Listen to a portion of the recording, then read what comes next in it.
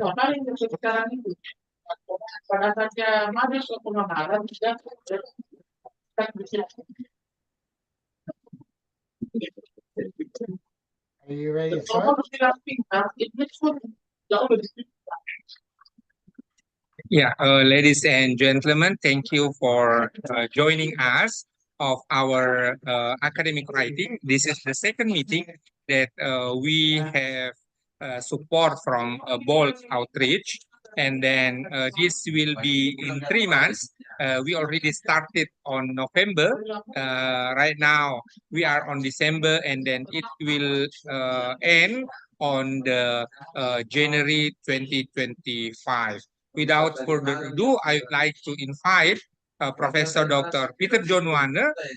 He is associate professor from Tohoku University, Japan. And Sensei, time is yours. Okay. Good afternoon. Today I'm going to talk to you about an area of scholarly writing and publication for publishing principles for journals.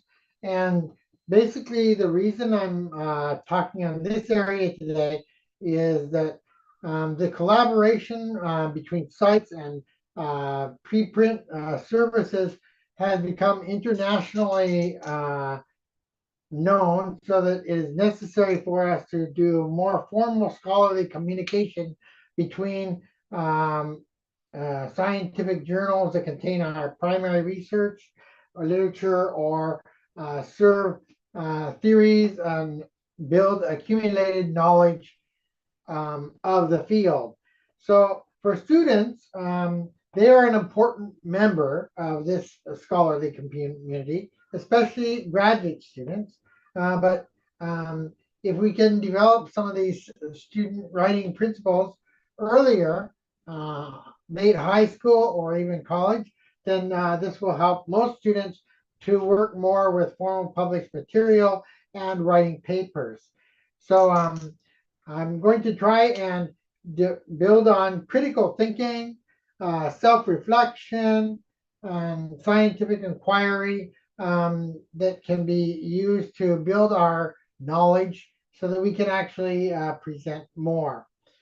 Today, I'm going to talk to you about principles that professional and student authors should think about while they're doing research.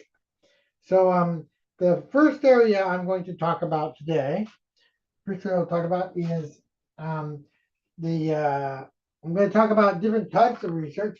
We have primary original research.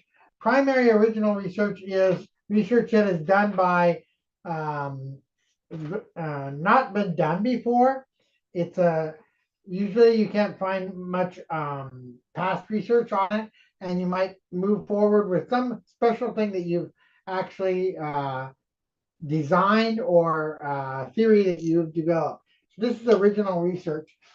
Theoretical methodological research is usually not based on data so much.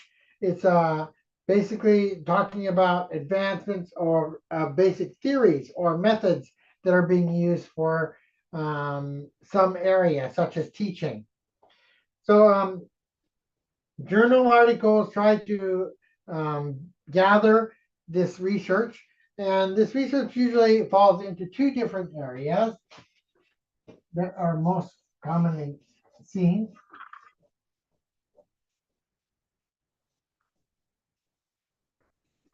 So the first area that we mostly see is qualitative research.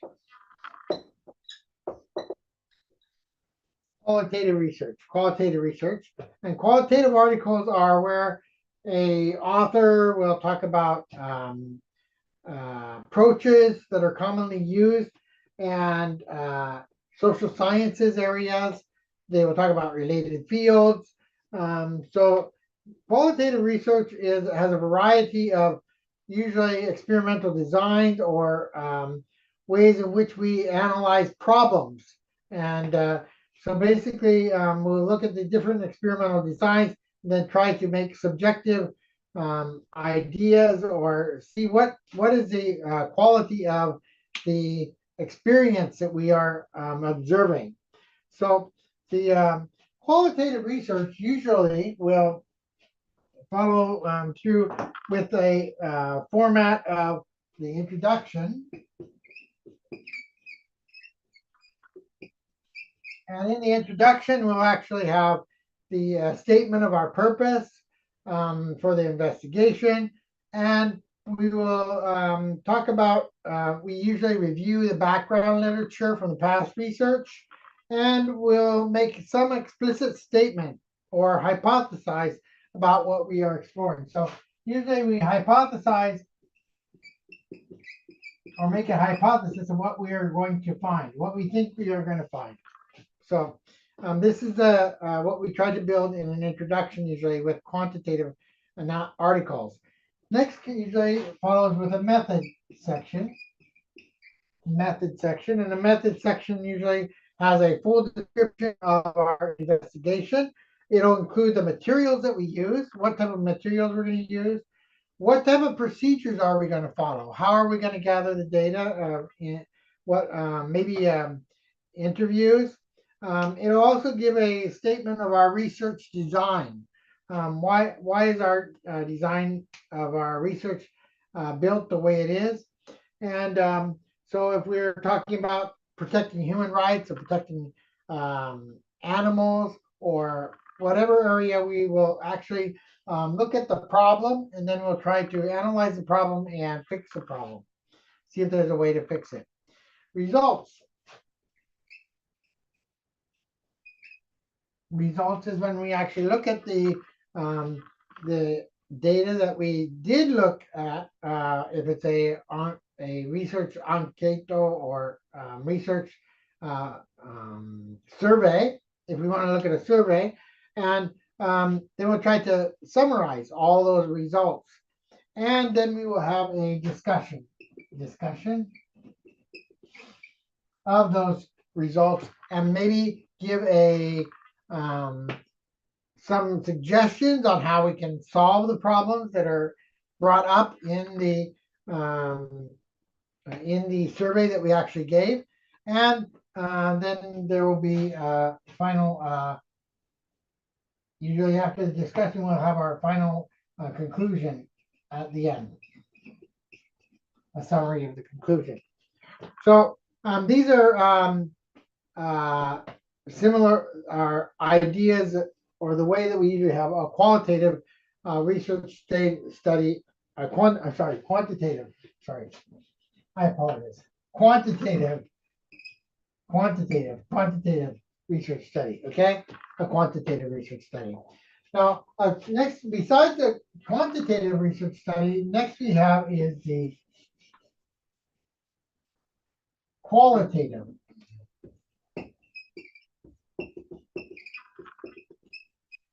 Qualitative research study. And a qualitative research study has the introduction, method, results, and discussion section again. But again, in this time, usually when we're looking at this qualitative research study,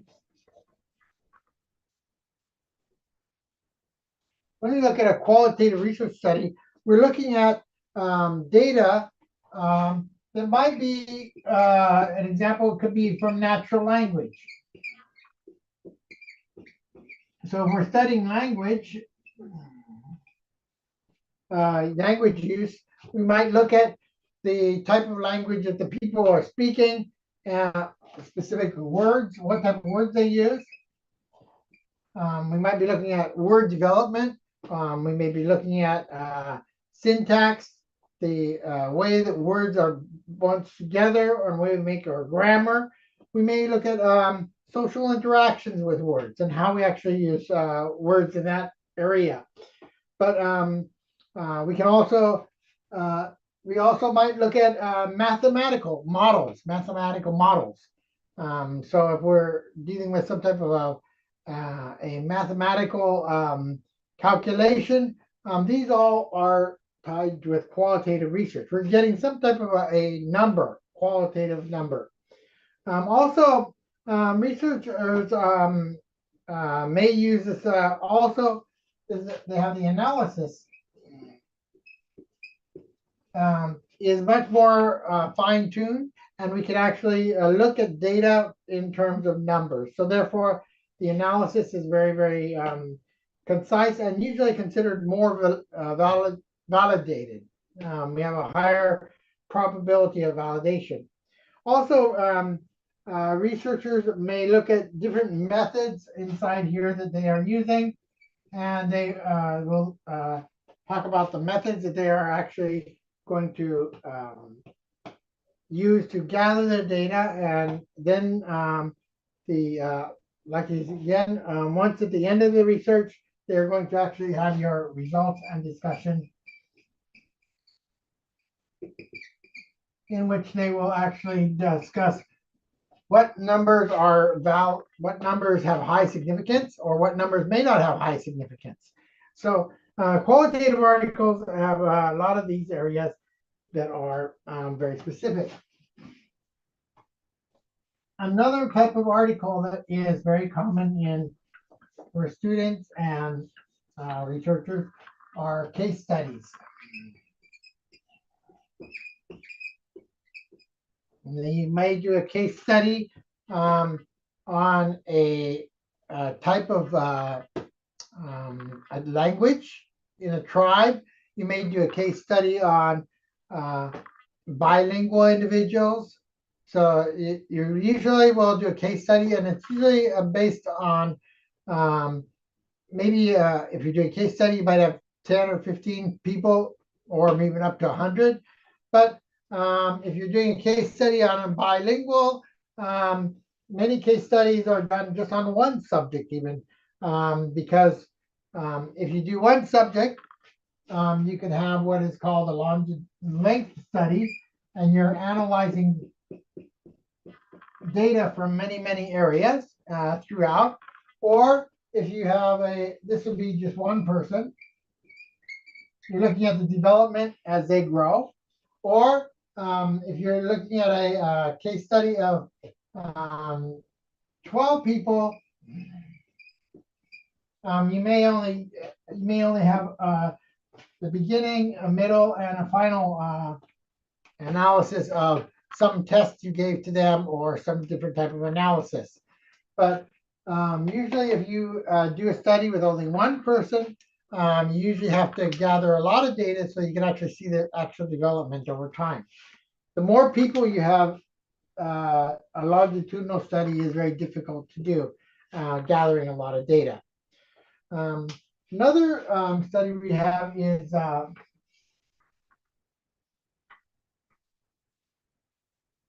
mixed methods.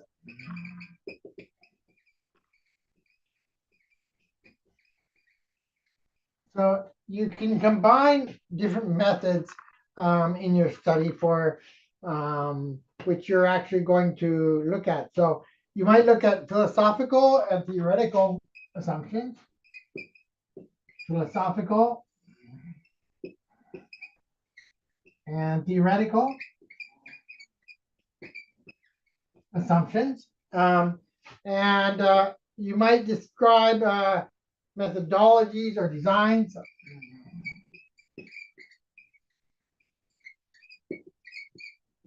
Designs of the research, procedures that are taken. Or you might, like you could do a combination, a collection of qualitative, quantitative, and qualitative. This would be another type of mixed method design that is common. Or you could try to integrate two methodologies. You could take methodology one,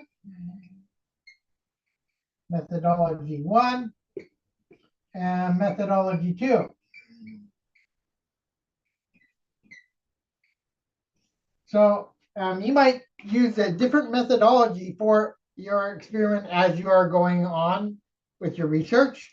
You might find that when you do the research at the beginning, that you need to revise it. And so you change the methodology.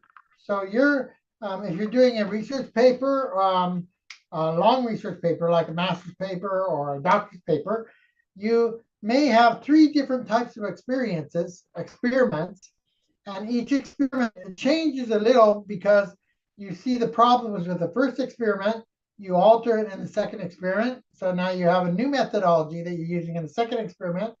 Then to find the areas that are not covered in the first experiment or the second experiment, you make another methodology in the third experiment.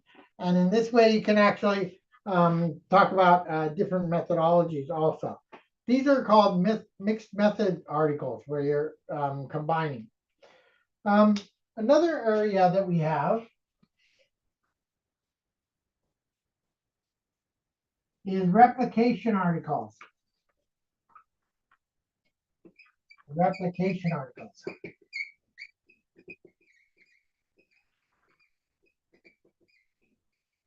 So maybe you want to do some research on an article that is, you want to do a research on a similar to past research.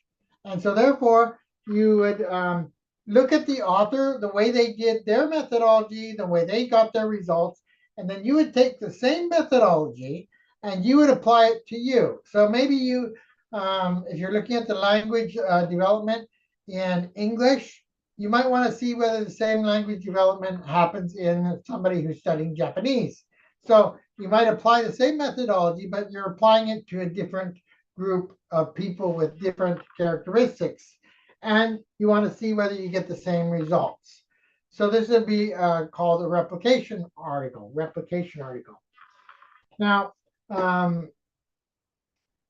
quantitative and qualitative quantitative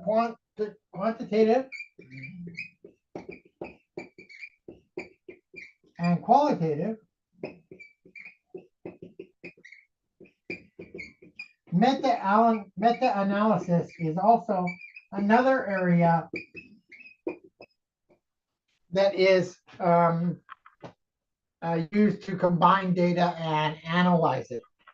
So basically, we are referring to a collection of techniques where we find related studies, and then we try to combine the data from both the quantitative research and from the qualitative research that has been done in the past. And we want to get a better idea of where that falls. Now, the other type of articles that we have, which some of us may be more interested in writing or busy with, are literature articles. For example, maybe you might be studying Shakespeare. You want to study Shakespeare, so you want to look at why Shakespeare wrote his plays in one way. So you look at and define what the problem is. You want to define what the area of Shakespeare. Then you summarize your findings, and then you give a conclusion at the end. So in this way, the other type of literature review articles we have are looking at past literature of other areas regarding to the same research that we have actually done ourselves. So to get an idea of areas that we want to do research on, we will actually look at other articles that are following in the same area, but have a little bit different aspect, and give us an idea of how we can move forward. So literature review articles. Review is a key word here, because what we're doing is we're reviewing a number of articles, like 4 or 5, and then we will make our conclusion based on the summary of our conclusion of analyzing those 4 or 5 articles. So this would be a type of a literature review article. It's basically not our own research, but our own research is actually the review of these other articles, and trying to summarize the findings over maybe a period of 10 or 20 years, and seeing how they actually compare with each other, and whether one can validate the other, or whether it does not validate the other.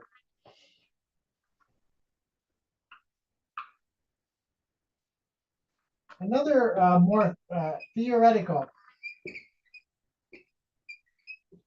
articles are based on a theory,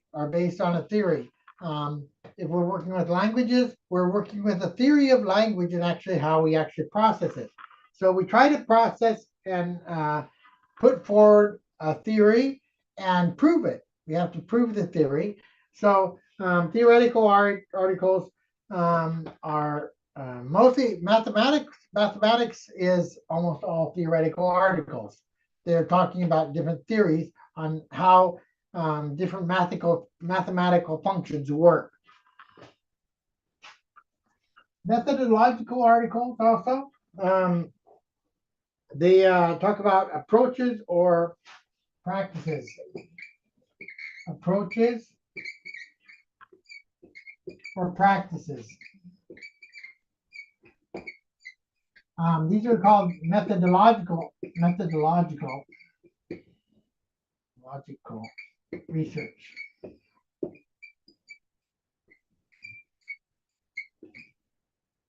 Methodological research.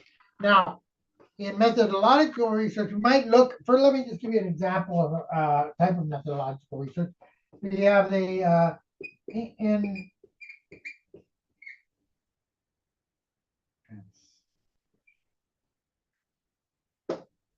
translation method is one method that we used to use for teaching English, while you might move up to the next method, communicative method. Communicative method, where we actually concentrate on the communication, or functional method.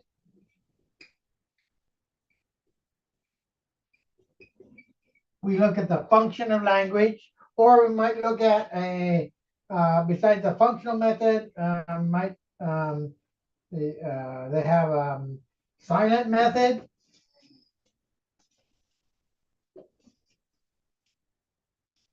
How we speak or teach language without speaking. So there's many methods and approaches, but we will take those methodological arts and we'll try to compare the approaches.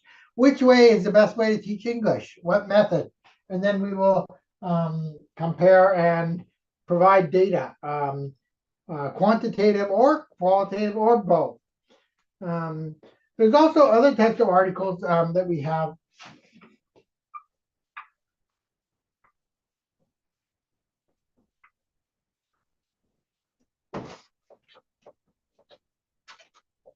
They're commonly used.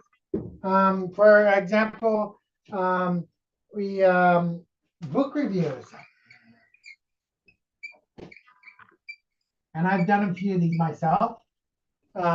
You actually read a book and then you will summarize what your findings are in the book, what's good about the book, what isn't good, but what is could be improved.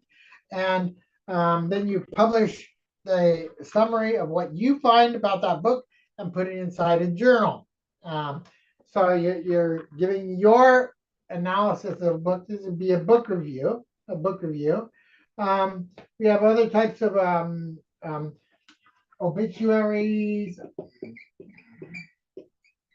or when somebody dies, writing up a bibliography or telling about a person. Letter to the editor. This would be what you would probably see in a newspaper or in so whenever you see people writing letters or small articles in the newspaper, they're writing a letter to the editor. So usually you always check with there's guidelines for all of these type of things. You have guidelines that you follow. And you just have to follow those journal or other guidelines. The other one I didn't mention here is, of course, student theses. Could be a master's thesis, doctor's thesis, a bachelor's paper. These type of papers, dissertations, and theses are very important. And a lot of the principles we'll be talking about apply to those areas also. So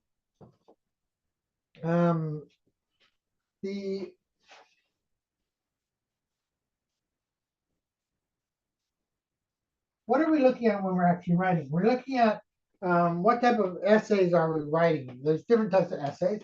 We have comparative essays. Comparative essays, where we are comparing one thing with another. So we went one or two more items. The paper has a structure and it compares A and B. We may have an expository essay.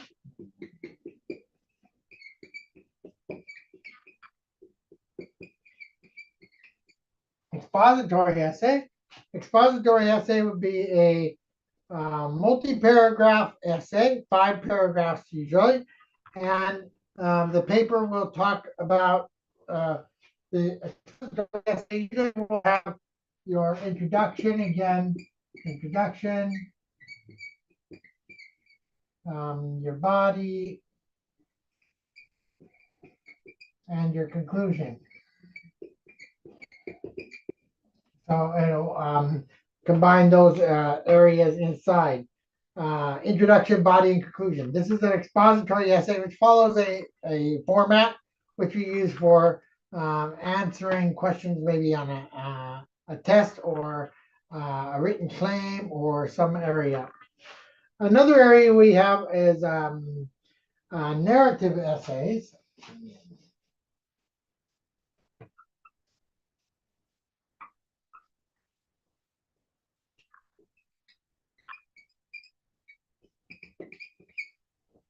Narrative essays. Narrative essays talk about a clear point of view from the beginning, the middle, or the end. They usually define the purpose and the focus. They focus on a certain area. They usually have a very concise and evocative language. It's very, very language. So usually these type of essays are very clear to the point. They identify very clearly what the point is that they're trying to talk about.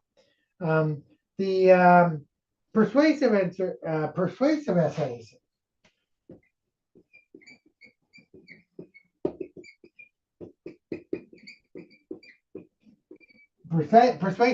If we're trying to persuade somebody, we want to convince. You have to convince the reader.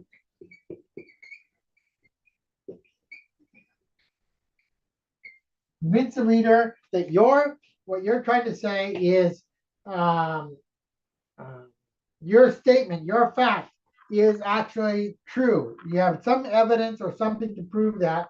And so your thesis or method or whatever you're talking about is basically the right one. So you introduce it, and again have your body and your conclusion where you actually argue for your point of view. If it's a car you're trying to sell and you're trying to persuade somebody to buy that car because this car is better than any other car, then you would use a transitions to try and develop and sell the car. The other types of essays we have might be a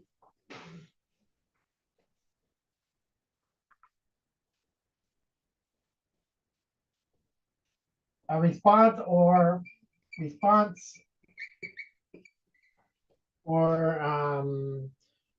reaction paper.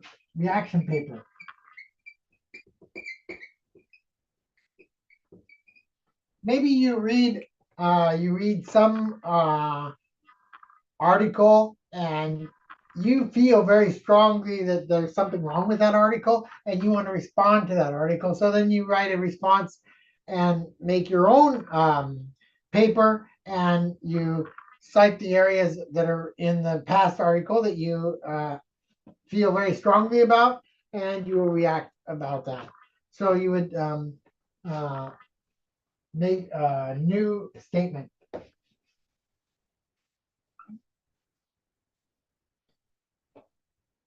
So basically, there are basically many ethics we have to follow also. Ethics that we have to follow, legal standards that are followed in publishing. So we have to ensure three main things when we're talking about ethically writing about an article.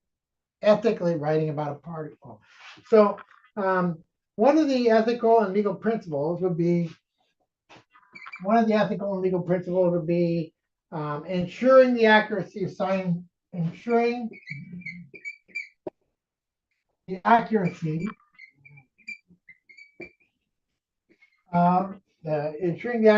of your scientific findings.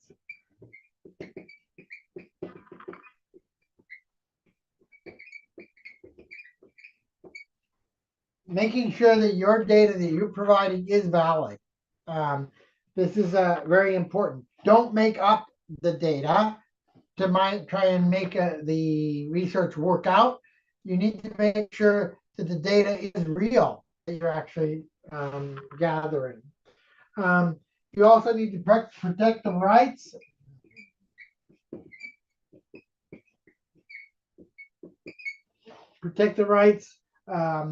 of the participants and subjects.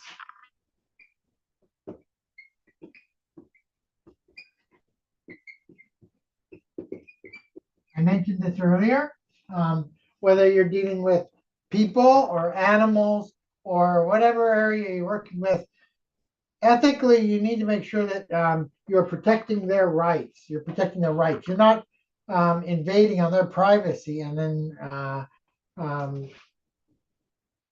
throwing it out to the public. Also, you need to protect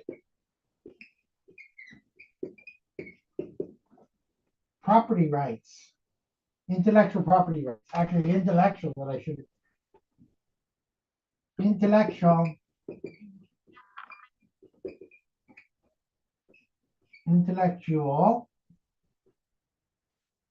rights.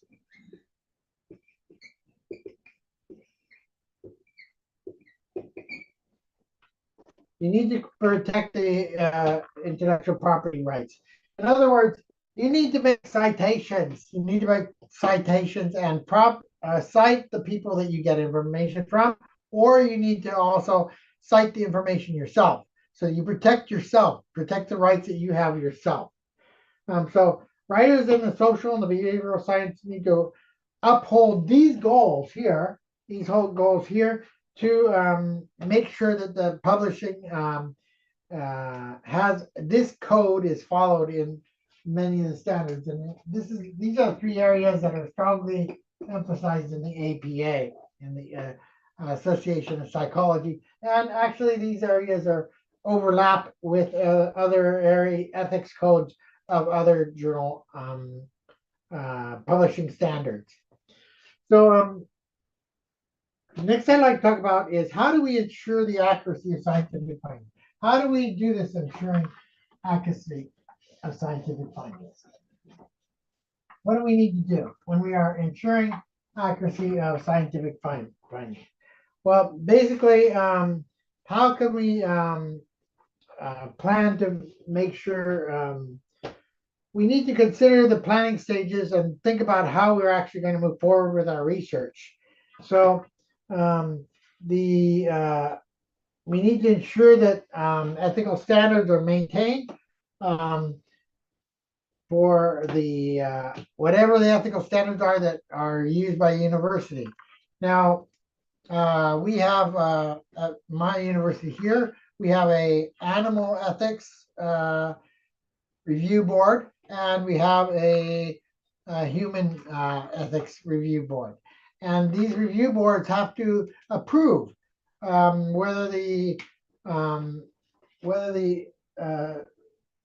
findings that we're looking for are not going to infringe on the other people's rights or hurt them. And We also need to make Okay, sure that Sensei, would you like to explore the some criteria of we could say it's scientific publication, or which one that we should make sure about the accuracy of scientific findings?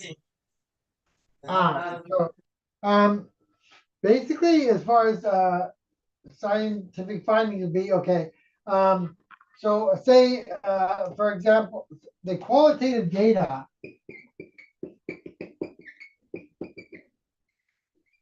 actually what we use to get our scientific findings. And that's why qualitative data is very, very important. We need to make sure that the data we have is reliable and valid by looking at the statistics. There's less than a 5% error ratio. If it's more, the findings that we have may not be considered significant. So the p factor, the probability should be less than 0.05 that you have an error. It should be less than 0.05. If you have an error factor that's over that, then the fact that your numbers may not have much meaning. It won't have significance. So this is where you're ensuring the accuracy of the scientific findings. So basically, we need to make sure that that is happening. If we have another thing that would be a scientific finding is sometimes we will find that our findings later on need correction after we publish it. So if we have a correction that is needed, we should contact the publisher and state that this needs to be corrected, and then they have to adjust the findings. So the past research does not show too many problems. So these would be called what are called retractions. Retractions by an author. Retractions are okay. It's okay.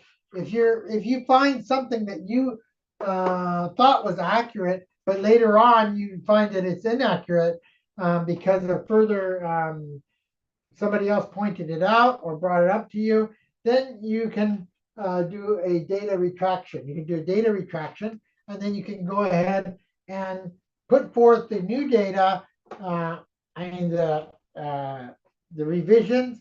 And in this way, other authors can actually have accurate data that they will be actually working with.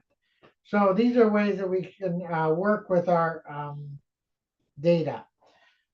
People may also ask for, sometimes you may ask, if somebody asks you for your data that they want to double check it, are you obligated to share it? Or do you have to share that? And if whatever the data is that you use for your research, specifically in your paper, you should be able to share that data. But if there's other data that's that you're continuing to work on, usually authors will save the right to share that until after they've actually used all that data for themselves first. So there's periods that people share their data. The other thing is duplicate. Ethically, when we publish articles, we have to avoid duplicate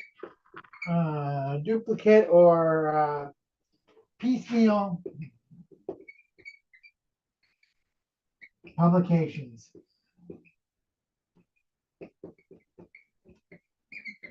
In other words, we need to not publish something that we publish in one journal and publish it inside another journal. This is not ethical. It's not appropriate. And also, we can't just take a large portion of one paragraph or something and then move it from one research and put it back into another research and have the exact same thing stated inside your new paper. This is not considered ethical. If you do take some data from one to another, then you should use double quotes and you know specifically which pages it came from and what exact words were actually used. And then they know that they can refer to the past publication, even if it's your own research that you've actually done. Other piecemeal publications, what is acceptable? If you are doing translating an article from one language to another, and you get the author's approval or the book approval, then you can translate a book and put it in. For example, the APA guidelines. The APA guidelines book that is actually out in English has been was actually written in Japanese, translated by a professor here at Tohoku University, and he uses that textbook in Japanese to try and explain to the people better what's inside the text. But he had to get permission from the journal to actually do that. Let me talk about some other problems, such as plagiarism.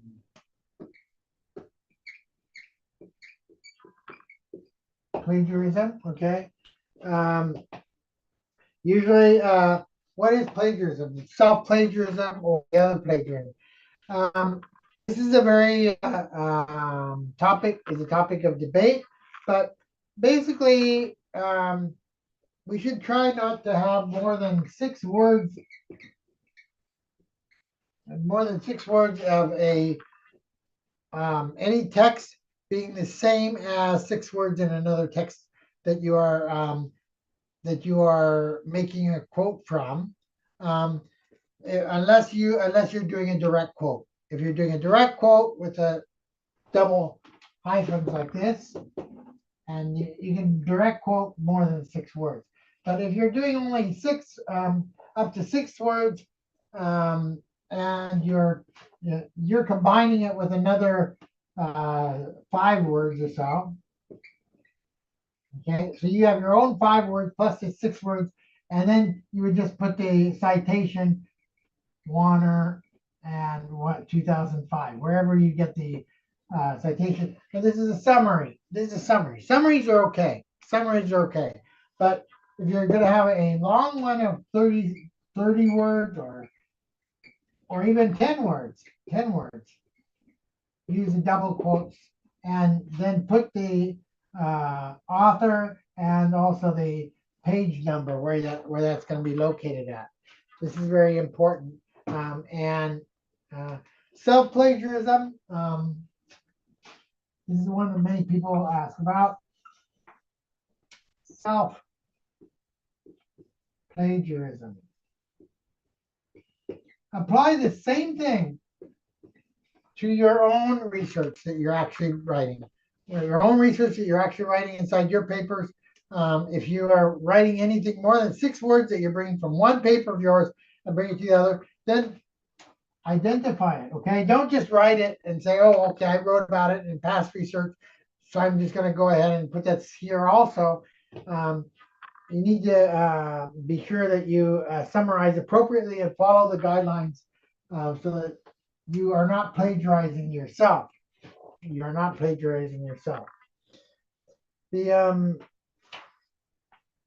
Okay, other areas of concern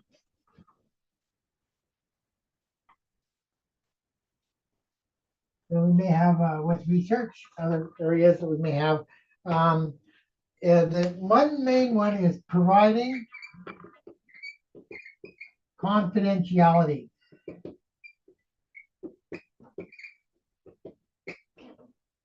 And this is done by actually giving you have to give a piece of paper and you have to have a person sign it.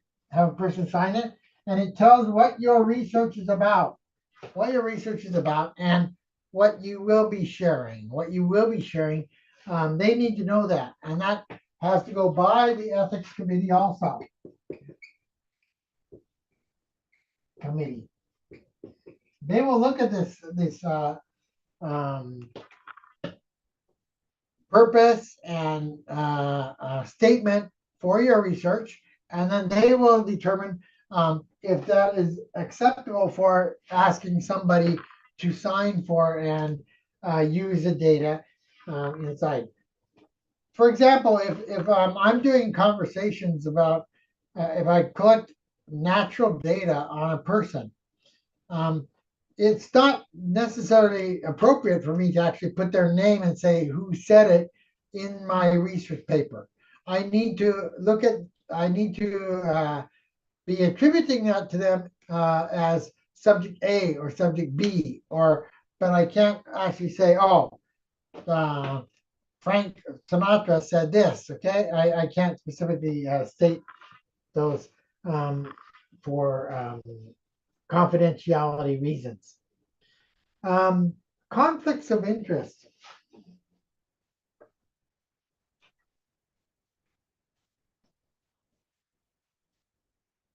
Ethics, conflicts of interest.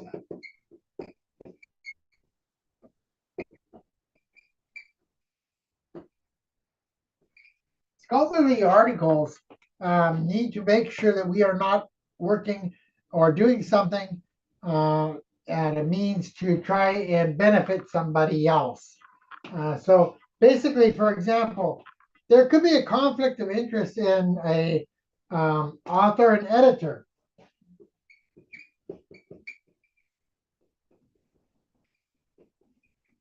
A journal. If an author knows the editor of a journal, if an author knows an editor of a journal, it is not really appropriate, not always appropriate for the author. It would not be appropriate for the editor to be looking at the article of the author and evaluating it. The editor could probably assign somebody else to look at the article. But if the author and editor know each other well, it is not considered appropriate for this person to review the article. So this is a common area of conflict of interest. Publication credit. Who gets credit for your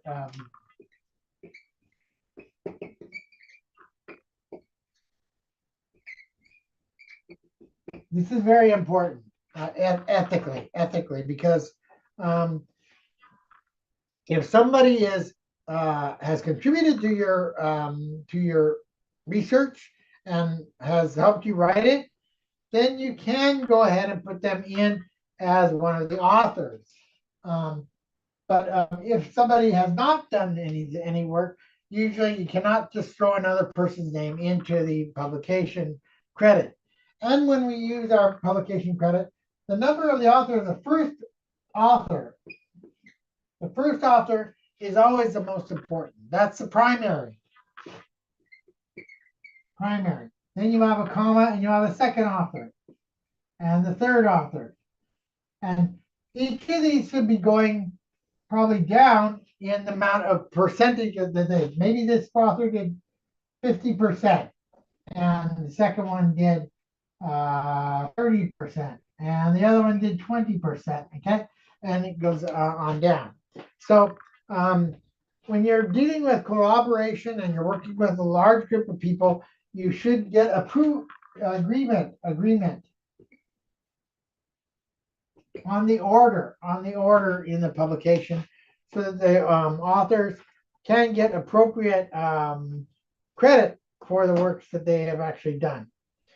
So what are some of the things that we can do to have an ethical compliance checklist? Well, there's many ethics compliance checklists, but let me summarize and close up with giving you a checklist that you should actually follow. First of all, have you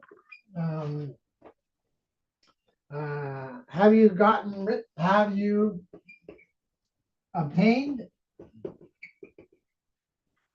written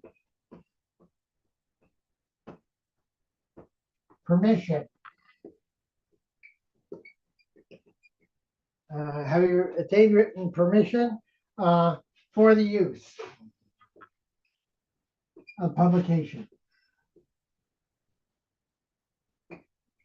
This is the first one. Have a checkbox and then see if you got permission to write what you got from somebody else and put it in. Next one, double check the article. Have you cited appropriate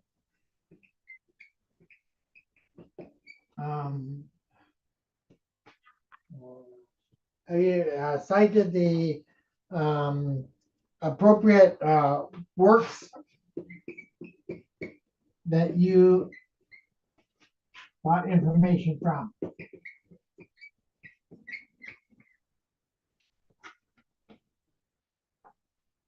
from. Did you cite that? Did you get that from them? Third question. Are you ready?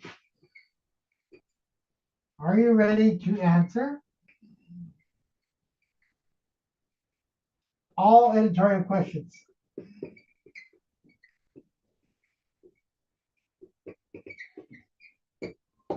Okay.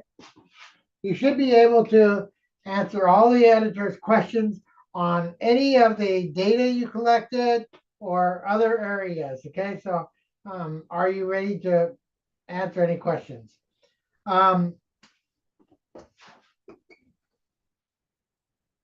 Is your study using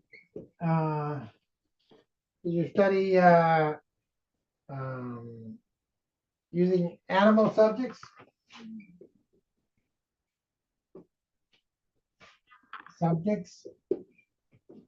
And harming them, okay? Is there harm happening to the subjects that is not appropriate harm? Even if it's mice or other type of animals. Having protected confidentiality.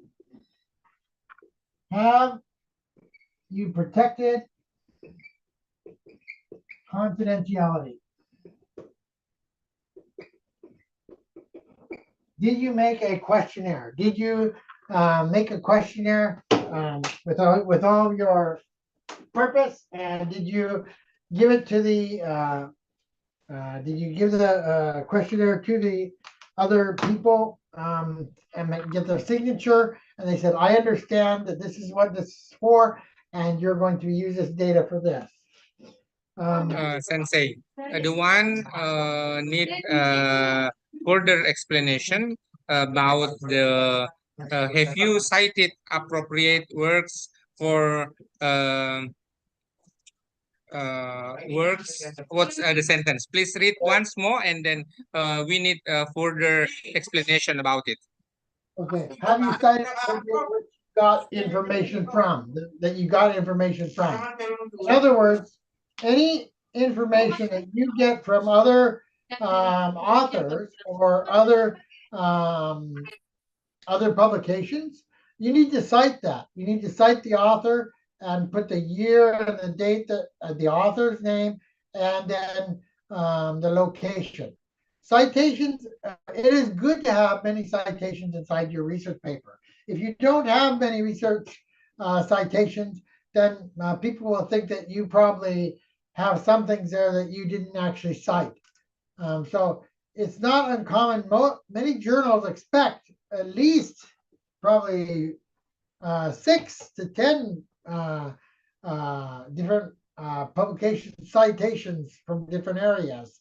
So it's this is an important area that you should have. You need any information that you get that is a very strong, how do I say, very strongly contributes to your purpose of your paper and develops it. You need to give them credit. if there is any there. But if you find that yourself, then you don't need to give credit to somebody else because you're actually you find that information yourself and have fun. If it's something that's very general, you don't need to cite everything. If something if 2 plus 2 equals 4, you don't need to cite the person for that because that's just a general theory that everybody knows. So I hope that answers the question in that regard. The other have all authors read and revised paper. Okay. Did you give the paper to the other authors and did they read it and okay it before you turn it into the publisher? You can't you just can't write the article yourself and then the final version, don't share it with the other authors. You need to have all of them read it first and then you should submit it to the journal because otherwise it's not representing all of the authors that are listed on the article. So this is a very important point. And also, so these are the main areas that you need to check on for ethical compliance checklist that you can do. So these are the areas I was covering today, dealing with scholarly writing and principles, publishing principles that we need to actually apply when we are actually considering writing a paper and moving forward into an area of research that we are considering doing. Okay, now I'm open for questions.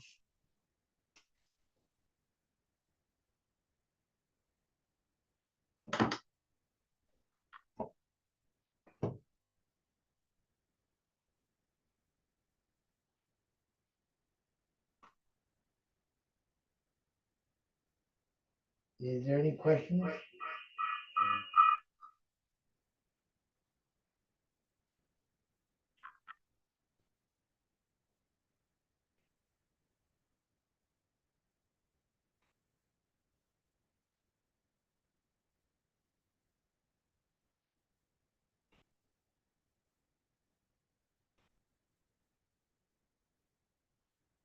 I don't see any questions in the chat or anything. Is there any questions?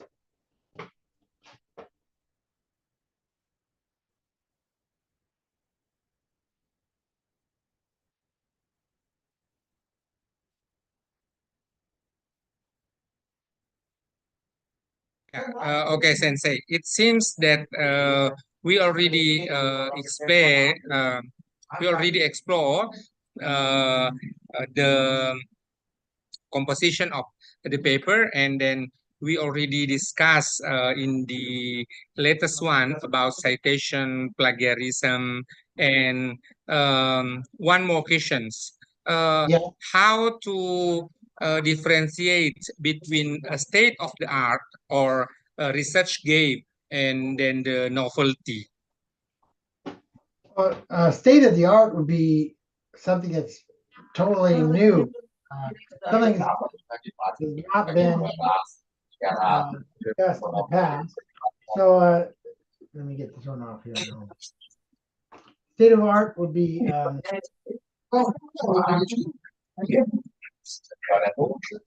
very new area that has not been discussed in the past by somebody else. Where if you are just revising or doing a building on research from somebody else, it's not really considered state of the art.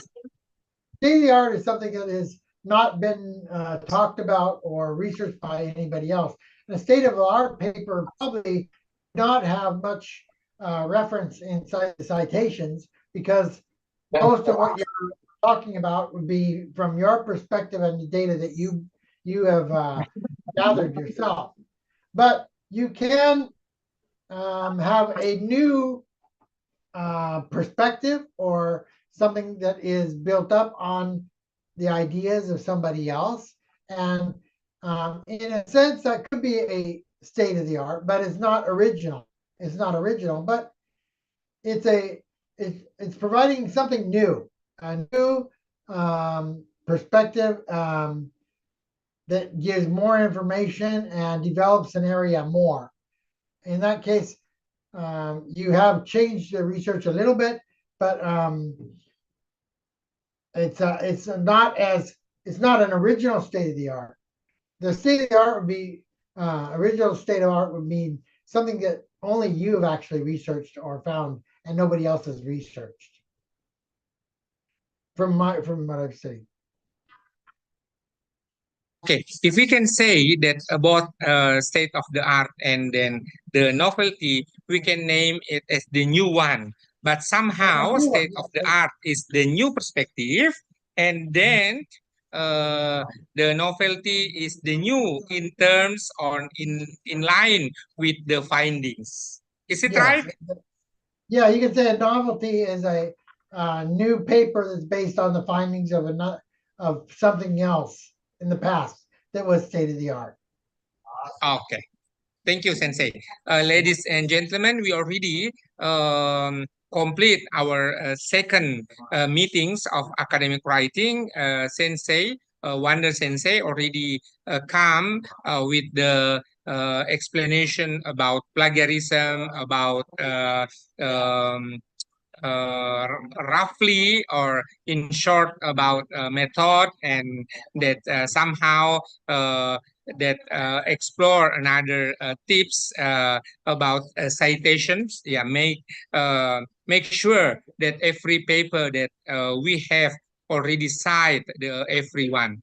Before we close, would you like to say something as the closing statement, Sensei? Closing statement, probably say, please join next week, Wednesday. We'll talk about paper elements and formatting. So this will have more applications. So I'll be talking directly about specific areas of how we actually put our titles, or how we actually have different elements that we're working out within the paper and the form that we actually use when we're actually writing for a journal. So this will be what I'll be talking about next Wednesday. So thank you very much. That's all for today. Okay. Thank you, Sensei. We will see you on the next Friday at the same time. It will be the third meeting of our academic writing. Thank you, everyone. Thank you to the student. Thank you to the lecturer already joined for our Zoom. And then, as usual, we have it streaming on YouTube, so you can enjoy another link through the YouTube. Thank you. Bye. And have a nice afternoon, Bye. everyone.